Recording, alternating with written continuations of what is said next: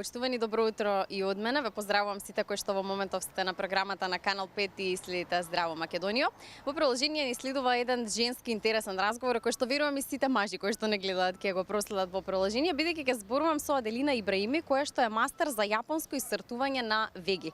Неодамна се врати со сериозна титула, каде што беше на светски натпревар во Анталија за трајно исцртување на вегите, а воедно сакам да ја најавам и како седма најдобра во светот во својата област, а е наша од Македонија. Аделина, добро утро. Добро утро, Цеца. Ти благодарам за поканата. Ово утро малку повеќе ќе ги запознаеме гледачите со јапонско исцртување на веги, оваа трајна шминка на некој начин, која што секоја жена во последно време речи си сака да ја направи. Најпрво сакам да ти честитам за наградата. Кажи ми како помина во Анталија и дали ти слегна впечатоците? Ти благодарам пред се за убавата најава. Иначе беше многу возбудливо и стресно, морам да признам, затоа што сепак не е лесно да се напреваруваш со најдобрите од светот. Како награда се уште не можам да поверувам дека баш јас сум таа што има влезено во топ 7 во светот. Но ете, се деси и стварно сум среќна затоа што доаѓам од еден мал град и мала држава. И сепак ова е голем успех за мене и беше во краток период, така да се искомбинирав, имав убав модел, баш убава изработка и сите тие беа баш изненадени.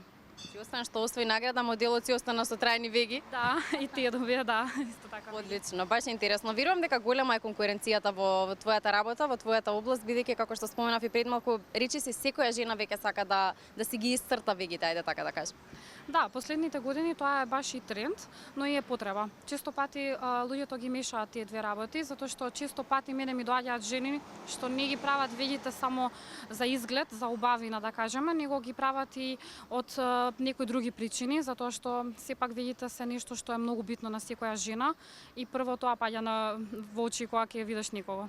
Да, дефинитивно го минува личниот опис исто како што и косата, нели, и вегите и трепките, и кога веќе ја начна оваа тема, да, многу жени од здравствени причини ги исцртуваат своите веги, а ти имаш една хумана мисија која што ја правиш во твојата клиника. Спомени ни малку повеќе за сите оние гледачки кои што во моментов не гледаат и од здравствени причини немаат веги, можеби сакаат да го направат тоа, немаат финансии и не знаат каде да се обратат. Кај нас се добре дојдени, значи од првиот ден кога почнав да работам пред 5 години, оваа кампања од тогаш ја основав и сега трае и ќе трае за секогаш во нашите салони. Тоа е кампања за сите лица кои што имаат поминато кроз некои здравствени причини, ги имаат изгубено своите веги или онколошки пациенти или лица со алопеција, кај нас може да дојдат да ги изработат своите веги бесплатно.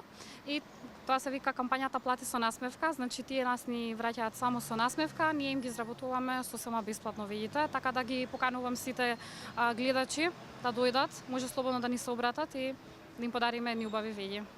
Да, секоја чест навистина за оваа кампања и треба да поттикнеме сите кои што се во можност да го прават истото и верувам дека е непроценливо чувството на крајот кога ќе видите насмевката како што велите на клиентките кои што се пресрекни, презадоволни и повторно, нели, изгледаат онака како што тие си се замислиле.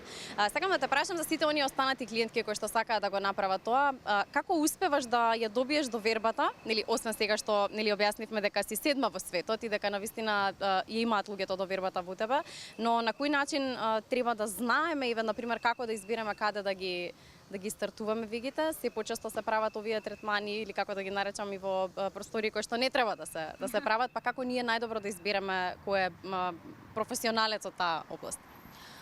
Генерално, секој си има свој стил. Јас тоа и на моите клиенти, затоа што им го објаснувам. Треба прво да убаво да истражат каде ги работат своите веги, затоа што ова не е само некоја процедура која што може да ја изработиш као, например, шминка или некои други третмани, што ако ти не си задоволна, може да ја отстраниш. Ова е процедура што трае, значи трае неколку години, кај некого може да трае неколку месеци. Исто така, доколку не биде убаво соодветно изработена, може да донесе и некои оштетувања. Затоа јас прво ги едуцирам моите клиенти и моите потенцијални идни клиенти како треба да истражат, значи да најдат најдобро кај кого може да ги изработат вегите.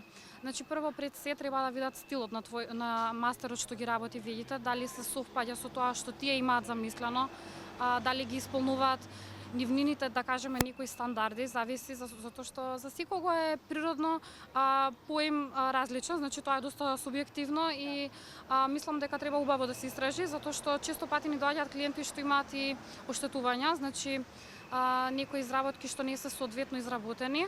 Ова е сепак малку поинвазивна процедура, затоа што се навлегува во првиот слој од кожата, така да кожата се отвара и се изработува оваа метода. Доколку не е убаво изработена, може да донесе и некои алергиски реакции и исто така може да донесе и лузни. Навистина е важно професионалец во својата област да го прави истото. Кажи ми колку трае процесот, дали е болен и воедно дали има некој тренд кој што сега го следат девојките? Процесот кај мене не е болен, затоа што користиме крем анестетик и во самата изработка се користи секундарен анестетик, значи тој реагира само на отворените места, така да третманот може да го споредиме со некое обично чупање, односно обликување на веји. Често пати ми заспиваат клиентите, така да стварно не е болен како третман. Трендови некои што се баш онака сега популарни е повторно се врати тој природен изглед на вејите. Кај мене јас сум препознатлива кај моите клиенти затоа што јас не работам нешто што не изгледа како природно, значи секогаш целам да биде тоа што поприродно, да не се приметува дека е работено и кога стварно нема потреба да се додава многу, не одам со многу. Затоа што третманот после тоа има секако и корекции што може да се додава. Секогаш е подобро да се додава него да се одзема. Дефинитивно. Ти благодарам многу за овој убав разговор. Ти честитам уште еднаш за наградата. Ти посакувам уште многу успеси и следно да се видиме кај нас во студио. Ти благодарам многу, Цеца. Ви благодарам на сите за поканата и исто така те очекувам и ние во нашиот салон. Ти благодарам. Фала ти.